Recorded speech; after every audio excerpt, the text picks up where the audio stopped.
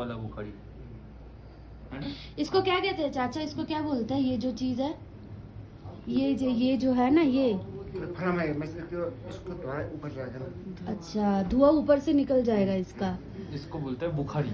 क्या বুখারি। আচ্ছা ইহা সে আগ লাকড়ি আচ্ছা वाला ওই বুখারি। উনুনের মতনই আমাদের হ্যাঁ। আমাদের উনুনের মতো বাস এটাই সিঁড়ি হয়েছে हम लोग के पास जो रहता है ना वो केटू वाला बुखारी ऊपर से निकल जाएगा पूरा धुआं এখান থেকে हमारा तेल डालता हूँ মানে চা चलता খাচ্ছে है। এখন गरम गरम तेल ये लकड़ी वाला है। कैटो और एक जो है ना वो ज्यादा वो लेता है एग्जॉस्ट लेता है ना।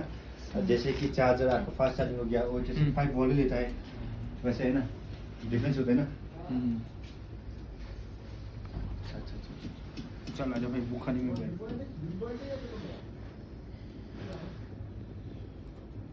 বাবা রে বাবা ছ্যাঁকা গেলি গরম লাগলো, ছ্যাঁকা খাইনি শুধু গরম লেগেছে হালকা, এইদিকে বোঝা যাচ্ছে না কিন্তু উল্টো দিকে বোঝা যাচ্ছে। काठेर बुखारी हम लोग के पास जो है केटू वाला बुखारी।